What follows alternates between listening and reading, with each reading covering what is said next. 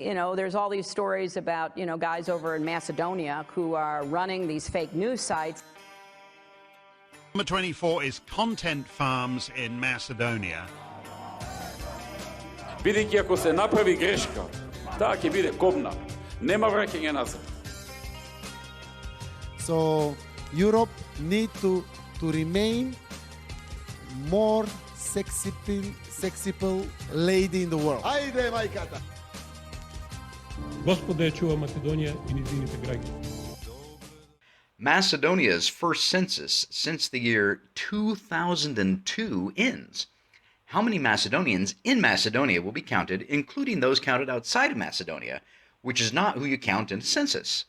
Will Ali Ahmeti's Dewey Party refuse to recognize the results if he does not get what he wants? How about other minority groups in Macedonia? Inquiring minds want to know. In the meantime, as the counting continues, we count down to the local elections on October 17, when all 1.8 million registered voters in Macedonia get a chance to vote for mayors and city councils. Odd thing is, with the census now effectively over, there are 1.76 million people in Macedonia, including children who cannot vote, and yet 1.8 million voters. Go figure. Moving on, Reuters now reports that EU expansion is effectively dead. Quote, the European Union, fearing a political backlash in member states, can no longer agree to give a guarantee of future membership to the 6 Balkan countries once promised a place in the club, according to 4 diplomats and an internal document, close quote, the Reuters article stated. And Phil Reeker, former U.S. ambassador to Macedonia, gets to put on his big boy pants in London. We'll discuss all of this and much more on this episode of the Macedonian Content Farmers Podcast. I'm Jason Miko, coming to you from the foot of the Catalina Mountains in Oro Valley, Arizona. And this is Cvetin Shelimanov in apparently never going to be an EU member state, Macedonia. Nor do you want to be, given all of the problems that the EU has had, is now having, and will have in the future. I guarantee you that. You're better off without it. I want us to join so we can cause more trouble for them from the inside. You'd like to be inside the tent, pissing inside the tent, as opposed to inside the tent pissing out. Yes. Or outside the tent pissing in. I get it. Yeah. No, completely understand. We are recording this episode 123 of the Macedonian Content Farmers Podcast on the last day of September 30, 2021. Svetlana, it was 3 years ago that the referendum was held in Macedonia, that the government of Zoran Zaev put together and said, yes, we're going to let the people have a say as to whether or not we change Macedonia's name and effectively change the identity. Of course we'll let you have a say. It reminds me of Animal Farm, Squealer, who says, of course, comrades, Napoleon would love for you to be able to make your own decisions. But what if you make the wrong decisions? Then where would we be? And so Macedonians effectively boycotted that referendum, which was a vote. It failed. And according to George Orwell, you made the wrong decision. And so, your betters had to make the decision for you by ramming through the name change and the identity change. And here we are 3 years later, still talking about it. You're still not in the European Union. And going back to the way what we started with the monologue, you've got the census, 1.8 million voters, but there's only 1.76 million people, including children. What's the latest? What do we expect in terms, plus the 200,000 people outside of Macedonia that have registered that you don't count when you hold a census? You don't count the people outside the country, you count the people inside the country. It's a disaster. Okay, it's like 1.8 million so far. Even that is not. I don't think they even reached 1.8 million, compared to 2.1 million in the last census in 2002. So it's a dramatic drop of the population. At this 1.8 million, it includes at least 200,000 diaspora people. So we're on the verge of having like 1.6. Yeah, it's a disaster. It's a complete disaster. But you can trust the left to try to put a positive spin on the whole story, because they had one of the most despicable promises Zaev kept making during the Colored Revolution was that he would bring the young people back and he would go to families who, everybody by now has somebody who lives outside, who left this country, and he would say, I will bring them back, I will take them back, I promise, you know. And even we had, I remember once debating a Soros official in Belgrade, but why don't you want Zaev to win so you can have your children come back to the, I mean, horrible, you know, heartstring tugging stuff. So, such blatant, you know, lies and manipulations from their part. And now they're saying, okay, if we are 1.6 million, 1.5 million, you know, they're actually counting how many population, what the population loss should be, so they can retroactively claim that the referendum 3 years ago was actually successful, because there was only like 36% turnout for that thing, and it failed completely. And this was 36% with ballot stuffing in the Albanian quarters, like this last hour surge when villages went from having 20% turnout, which is the actual number of people who live in the village, they went to 100% turnout in 1 hour. So even with ballot stuffing, with fraud, they couldn't even they couldn't get even to 40%. And now they're saying, okay, yes, but what if the immigration was so high back then and still is, so that you know, we actually had 50% turnout. So they're trying to justify one defeat by another. They're trying to cover up the defeat of the referendum with the collapse of their, you know, promised policy that they will bring hundreds of thousands of Macedonians back in the country. Not only hundreds of thousands of Macedonians back into the country, but jobs, foreign direct investment, NATO and EU membership. You know, as Macedonians march in lockstep to the sunny uplands, singing hosannas and throwing flowers out on the road as they walk, everything was going to be just perfect, according to Zoran Zaev and Nikola Dimitrov. And I remember I think it was a Reuters article 3 years ago where I'll have to find the quote, maybe not now, but later, where Nikola Dimitrov says, he says, you know, in the future, and I'm paraphrasing, in the future we're going to look back and say, gee, why didn't we do this earlier? Oh, so, Matt, we've got a lot going on here. You've got these numbers and here's a funny thing about democracy. My goodness, how many votes have you guys, has Macedonia had in the past 3-4 years alone? So we've got local elections coming up on October 17. We had the snap elections for parliament in the summer of 2020 during the middle of these are the corona elections. Then you had this referendum in 2018. Before that, the last election, the parliamentary election, was end of 2016. You're always holding elections. You're always voting. Presidential elections 2019. It's a bit odd. We had presidential elections. Okay, yeah, presidential elections. Gosh,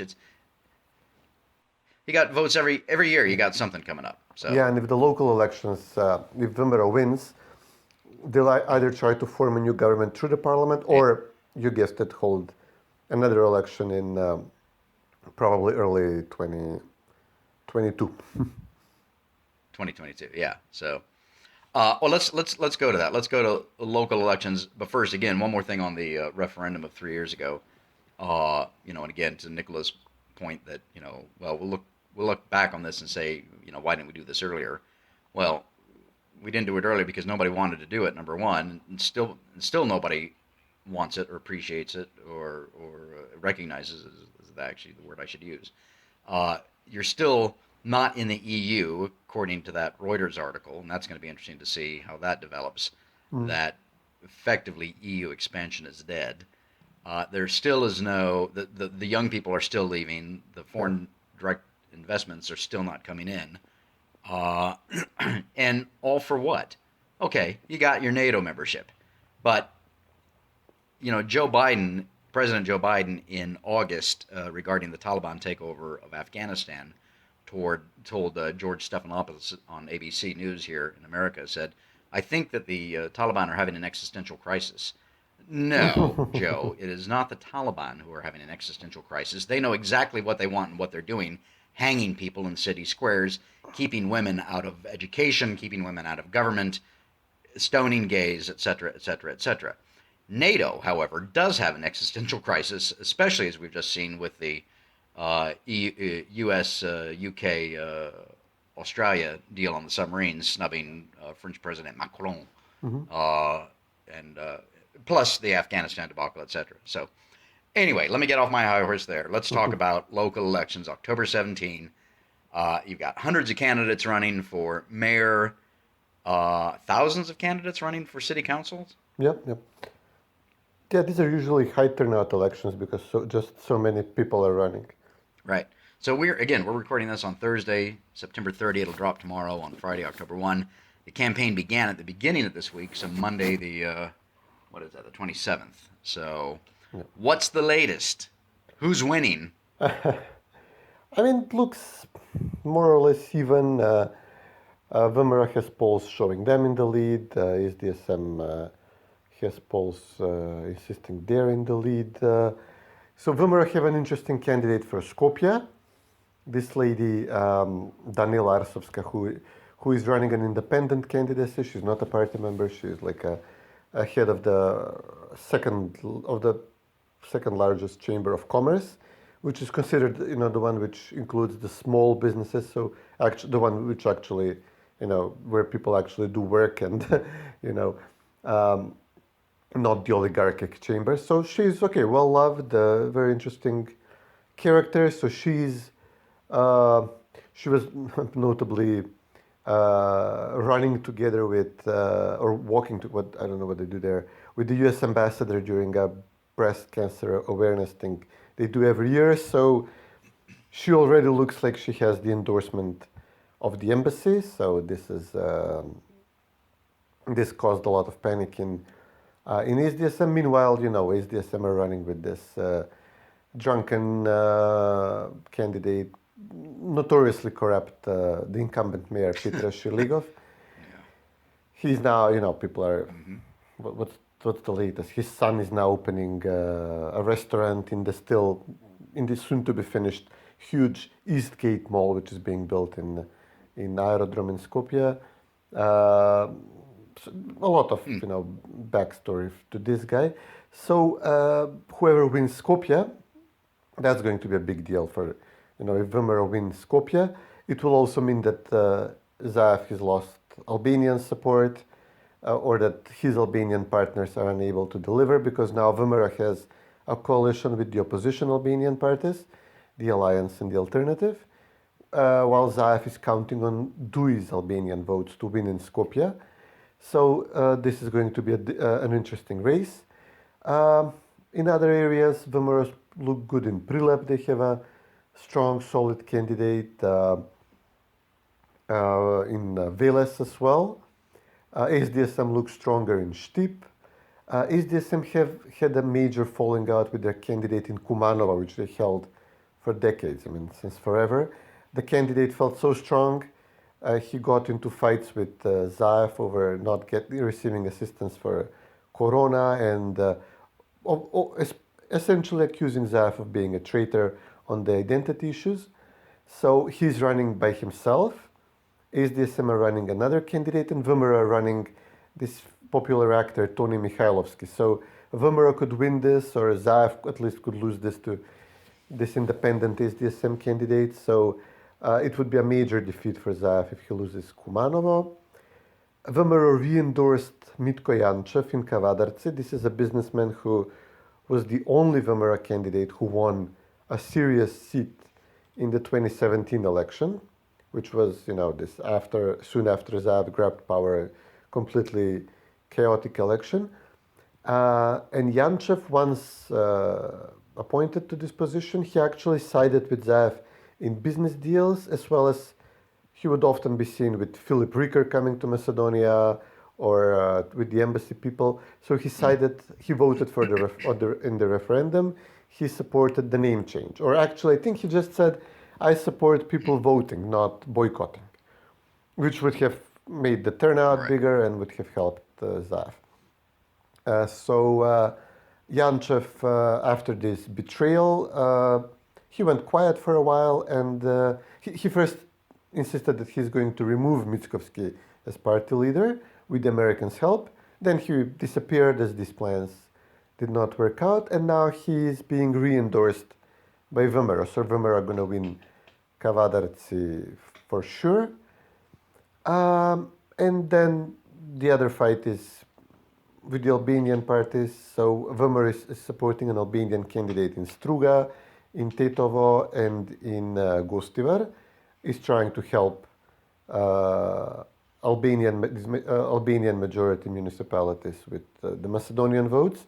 So their candidates, the opposition Albanian parties, could win these seats from DUI, while, and this is the similar dynamic with SDSM, supporting DUI in these municipalities, while both VMRO and SDSM expect their Albanian partners to help out in Skopje, and one municipality in Skopje in Butal, and in Kumanov.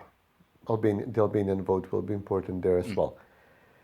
Nothing major happening. I mean, except that, Zaev is having a huge political fallout with the Albanians after the Tetovo fire.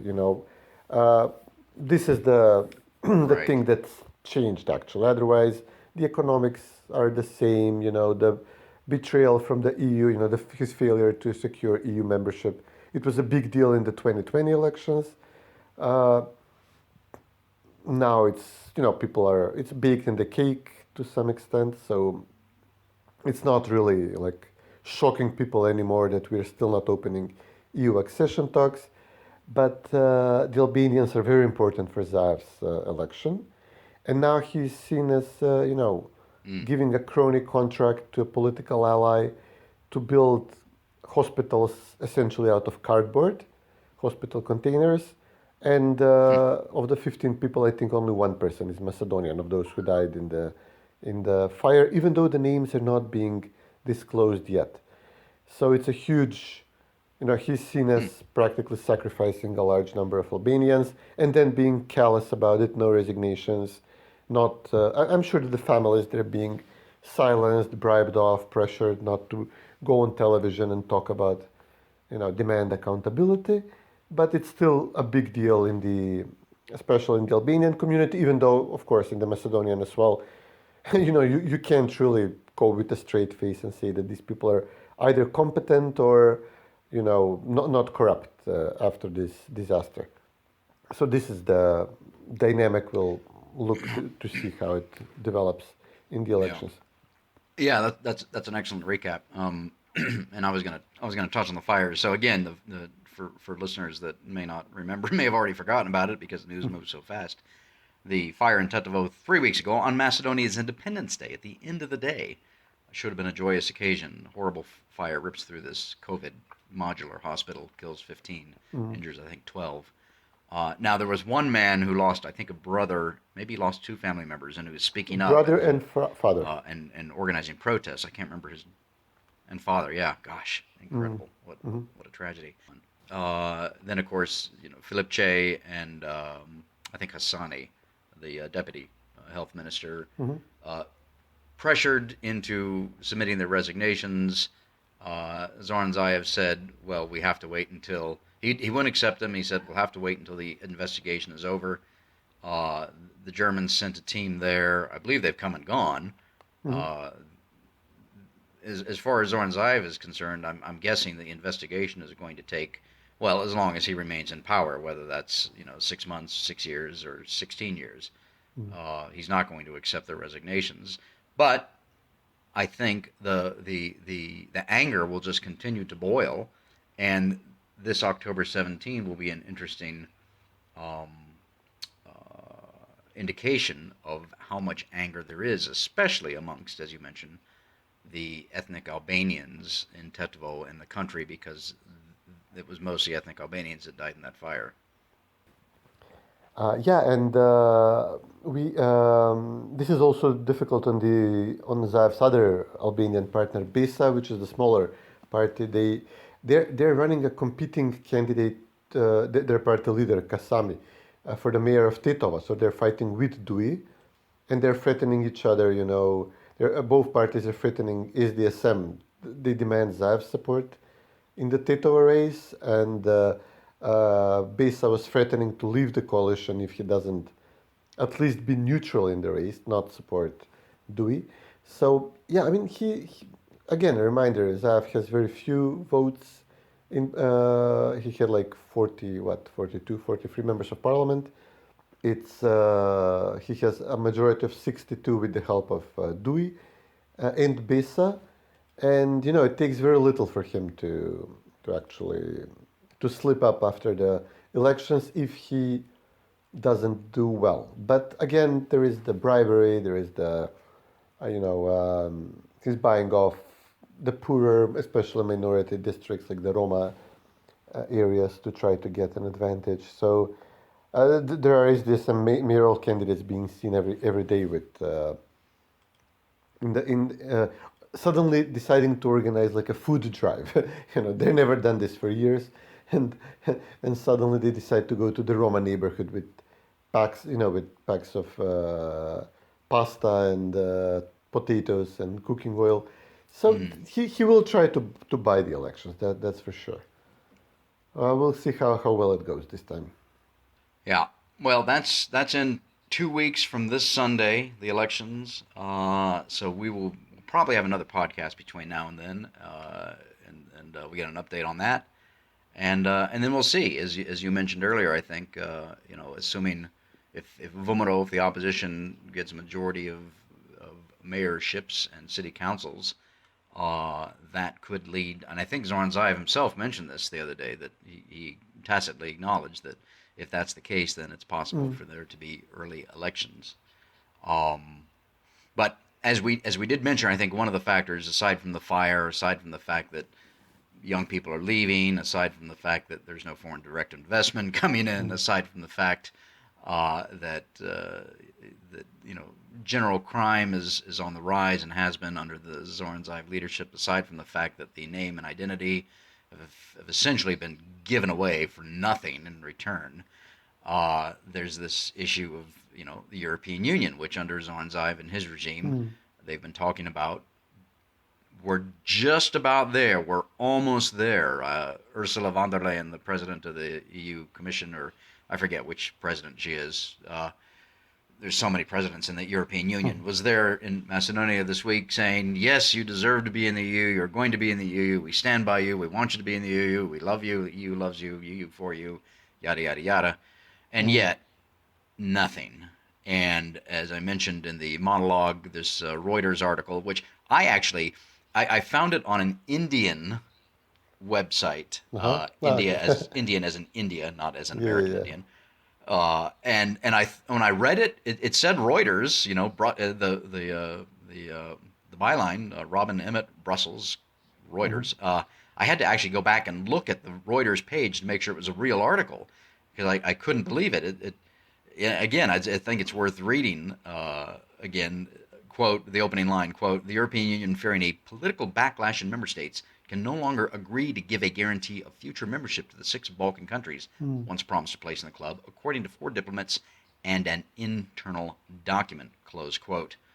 I mean, this is big. So there is probably another EU summit coming up here where they're going to talk about this. But they're not... let's see. An impasse over a declaration for a summit of EU and Balkan leaders on October 6th, that's in a few days, is a low point in the EU strategy to bring Serbia, Kosovo, Bosnia-Herzegovina, Montenegro, Albania, and Macedonia into the bloc. So it's, aside from Bulgaria, and of course we're contractually obligated to mention Bulgaria in every podcast, Bulgaria is having its 3rd general elections for parliament this year to coincide with their presidential elections, I think in November, because they haven't been able to form a government, and because they haven't been able to form a government, they can't officially deny Macedonia the opening of EU accession talks. They can only do it unofficially, but they will continue to do it. They will. So that's just Macedonia, Bulgaria, but then you've got this document, this Reuters article that says EU membership in general looks like it's pretty much dead for now for the the countries of the Balkans. Yeah, yeah. This is that meaningless promise that every council, every meeting of the European Council would repeat since 2003, when it was first declared in Solon, in Thessaloniki, that all Balkan countries have the prospect of joining the EU. They would just repeat it. It costs nothing. We by now know that they don't mean it. But now apparently, I think what happened was that Slovenia was trying to organize this summit and to give like a greater insistence, like maybe a stronger statement of support. And somehow they mishandled it. I guess they're not, their right-wing prime minister is not very popular in the Netherlands, I suppose, etc. So apparently it backfired, and now they couldn't. The countries couldn't even agree to repeat this statement, meaningless as it is, and nobody takes it seriously anyway. But still, they couldn't even get themselves to lie to us a little more. So it's a huge defeat for Zaev. There was another disaster during the visit of von der Leyen. She was in Albania first, and the Albanians asked her, okay, but how long are we going to wait for Macedonia? We are ready. Apparently nobody objects anymore to us, not even the Dutch. But Macedonia is blocked by Bulgaria, and you are saying suddenly that we are in a group and we can only open accession talks together. Like a year ago, the roles were reversed, and we were angry that we were in group with Albania because we were seen as more advanced, and because of the name change, that we have some leverage or buy-in with the EU. So it was a defeat for Zaev that he was in a group with Albania, and there was pressure from Albania against Zaev not to demand that Macedonia is lifted out of the group and allowed to start accession talks on its own. And imagine, in a year's time, we've gone to being the worst partner or the weakest link in the group with Albania, and now the Albanians are saying, okay, well, how long are we going to have to wait for the Macedonians to give up their, what's now, history and culture and everything to Bulgaria? And von der Leyen said something like, okay, yeah, I know that you're ready.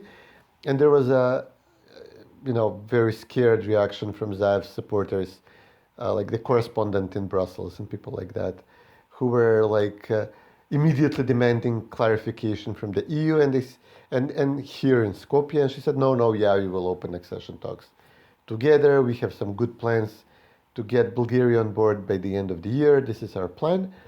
But yeah, it's a complete disaster.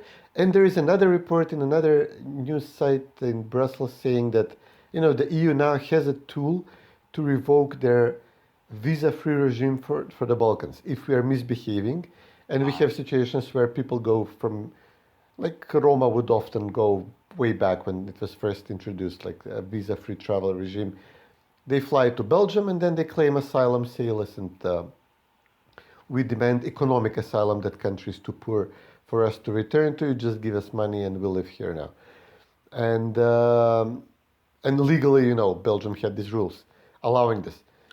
So when this became thousands of people in a month, after a while the rules were changed, and now it's more, and especially after the migrant crisis of 2015, they now have a rule that they can revoke this system, this regime, and there was a report that they're apparently planning to do this as well for the Balkans and for Ukraine, Georgia, Moldova.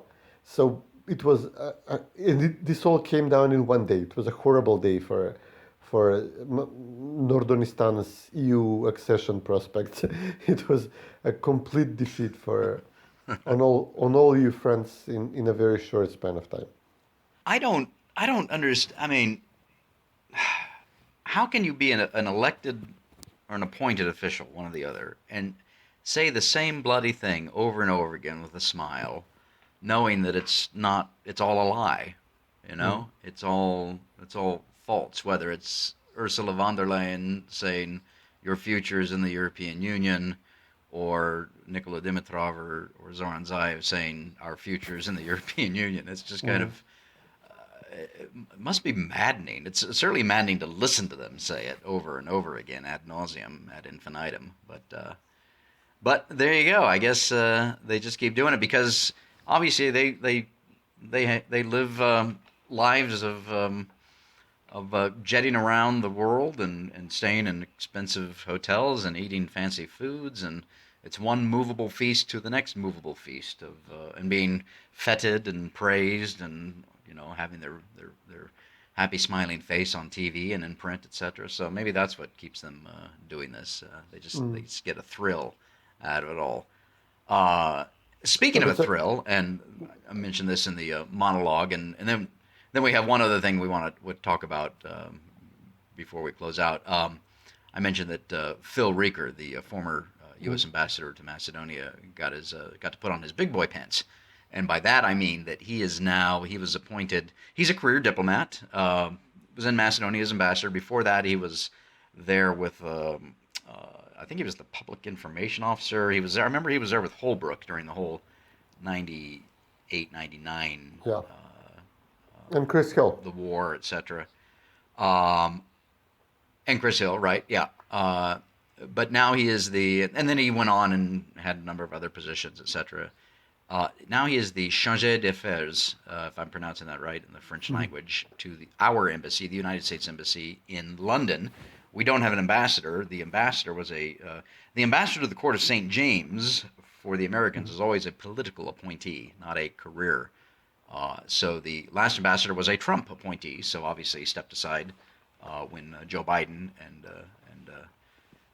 Kamala Harris became president and vice president. So Rieker became let me read his Twitter handle says, the official account of Ambassador Philip T. Rieker, chargé d'affaires ad interim to the United Kingdom since August 2021. So, but he's just living it up, having fun. He's got 56,000 followers on Twitter. Although again, the handle, this is the at USAMB UK. So it's the U.S. ambassador. He is not the ambassador. He is the number 2, filling in until Joe Biden can find the suitable political appointee to put in there. But Phil is just having a grand old time tweeting pictures of himself with Boris Johnson in the Oval Office with Boris Johnson, and Joe Biden with Theresa May, and he's just living it up on TV appearances, etc. And he's reached the height of his career. So it's amusing to see him posting pictures of himself with people, and always a cocktail in hand, of course. Generally, always a cocktail in hand. And that's what you do if you're a career diplomat. Yeah, interesting that a Trump appointee was promoted to this position, which only shows his role in the Trump administration, like so many other there, just to undermine and subvert what was supposed to be like a Republican foreign policy administration. So yeah, I mean, just you would expect what is Miko in Macedonia. We discussed these betrayals and with one side now, with the other side the next day, and after meeting with Rieker when he would come here, that is Philip Rieker in the U.S. administration, faithless, sniveling person, and maybe it's good that he's on the record over something. Right now, maybe it's a good high point. I guess the U.S. and the U.K. are now together against, France over Australia, French. or something or other. But he's going to step into it sooner or later. Now that he is in the forefront, he was much more dangerous, at least for us, when he was on this nondescript position as consul to, what was it, Milan or something like that, where. While he was in reality, obviously part of preparing the Colored Revolution in Macedonia, and God knows what other, clandestine, despicable actions. Only one of which, I guess, only this one, I see has worked, because all other countries in the world are rejecting these. All other targets of the U.S. administration are, holding on, except for obviously in the U.S. itself, where the coup was also successful. Yeah. All right. Well, we covered all the subjects that I had mentioned in the monologue there, but there was one other that came up yesterday that you actually alerted me to. and let's just briefly talk about that. One of them was and I'm looking at a picture of it now here on the Twitter sphere, Sex, Scouts, and Rock and Roll, sponsored by a scout camp sponsored by, I guess, the city of Skopje and, of course, George Soros. And the other issue was some gay guy from the UK that posted very provocative pictures of himself and it looked like, I don't know, leather shorts and high heels in a church, in several churches in Macedonia. And I saw one that was in a mosque. You said you thought it was photoshopped. I don't know, but regardless, just really raised an uproar, both events, and it seems like, as I understand from media is reporting, that the city of Skopje said this Soros scout camp, sex education scout camp, was not a good thing. Can you tell our listeners more about both of those? Yeah, both are crazy events. The camp. These are scouts. Like it's not a very popular thing here, but yeah, there are scouting camps, and this group, people are now finding other comments in their, I don't know, social media and stuff, saying that expressions on LGBT holidays and stuff, comments on these like congratulations and stuff. So I guess they have gone woke, and are funded by the city, of course, as they usually are, and reportedly also by one of the Soros organizations here. And they apparently organized something that was like a sex ed scout camp, which is not a very good idea, with underage children and off-age instructors, which is a recipe for disaster. Some of the children were apparently going along, but some went to their parents, told them that what was going on, and now the parents are screaming bloody murder. This included like sex games. They would have them like undress, evaluate each other on sexual attractiveness scales, paint genitalia even apparently, and let's not even go into details. It's really it was all really unpleasant. Point is, underage children with a adult male supervisor who was joining in the games and giving comments on sexual matters. Obviously, the parents have gone crazy, and now even some of the Soros groups, which are said to have been involved, are denying involvement. So even they realize they've gone a bit too far with this. It's their position that we need to have far left groups write sex ed programs to their liking and enforce them on elementary school children at very young age, etc. But okay, this is a bridge too far, and now they're trying to get out of it, to wash their hands off of it. And the other cultural war thing is this drag person from the UK who was here on this summer on some, I think, there was an exhibition in the Museum of Contemporary Arts in Skopje, which is also going woke, and it was some like a gay thing, gay pride art installation they had there. And during his visit, he apparently went to a bunch of across Macedonia, to a number of churches, to landmarks, not to mosques. He was later photoshopped in a mosque by people who wanted to make a point, but to ask him, why are you not going to a mosque as well? But he would go to a church and he would take a picture in, bikinis and, like women clothes and the panties and heels and stuff like that. Sexually provocative, if you're into that kind of thing, poses. And uploaded them, I guess, on Instagram. And I'm not sure if he uploaded them now or then, but it became an issue this week people noticed them, and he quickly closed up his accounts, etc.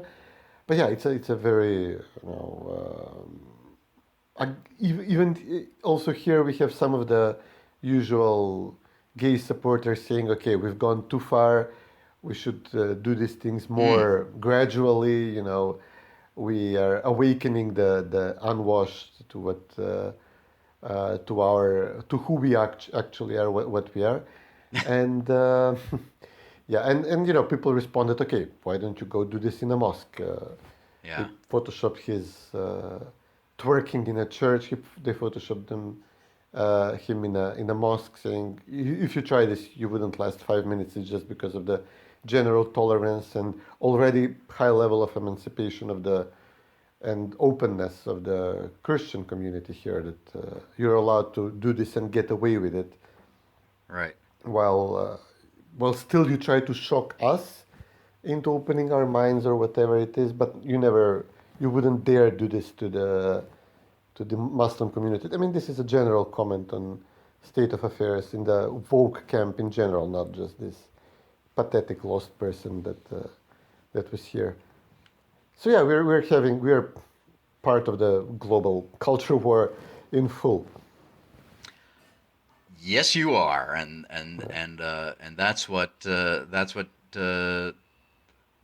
democracy, I'm using air quotes here, is taking us to. That's the corrupted form of democracy. Although we saw, I don't know how many years ago it was, the same thing in obvious and arguably not a true Jeffersonian democratic state, Russia, with the Pussy Riot and their antics in one of the Orthodox churches there as well. Anyway, those culture wars are going to not only continue with us, but I think they're going to ramp up. And anyway, we can discuss that later. Let's do this because I'm going to have to run shortly. But I want to mention two things. I've got a farmer's pick. It's been a long time since we've ended on a good note, but let's end on two good notes. First of all, Dr. Sashko Kedev posted this week on Twitter and other places. He hiked the true summit of, I don't know if I'm going to pronounce this right, Manaslu in the Himalaya, which is 8,163 meters. I think it's the 8th highest peak on the planet. And he posted some pictures and video. Of course, he had the Macedonian flag and one of the the scarves that you take to the football matches in Europe. And that was just really, really fantastic. That he was able to get up there. He does that a lot. He's I like to post my pictures of my hikes around southern Arizona with the Macedonian flag or the scarves, but I'm not going to 8,163 meters. I'm doing about 3,000 meters. So kudos to him. And actually the farmer's pick I wanted to. Yeah, absolutely. Not only is he a doctor, a brain surgeon. I'm not sure if he's a brain surgeon or not, but he is a mountaineer and a rock star. He's a heart surgeon. Heart surgeon, that's right. Yes, heart surgeon. So one of the most established here, and he was the presidential candidate in way back 2004. Yeah, 2004 against Branco. Yeah, so yes. I remember that. So that's number one. That's a good note. Well, maybe we'll put a picture or video link in there or something. But the original farmer's pick I had was this cool Facebook page I found called Macedonia in Color. And if you go to facebook.com and then it's /MK in Color, and that's the American spelling, COLOR, not the British spelling. But it's old photographs that whoever's running this Facebook page takes and colorizes them, which is really, really cool because we're so used to seeing this, black and white photos from the past, and then we think, well, those people lived in black and white, but no, they didn't. They lived in color just like we live in color, and it's just it adds a different perspective, I guess is the right way of putting it. When you look at these real flesh and blood men and women in living color from way back when. So we'll put a link in that to the Facebook page as well. So I think we can end on those two high notes. Yeah, not always a disaster here.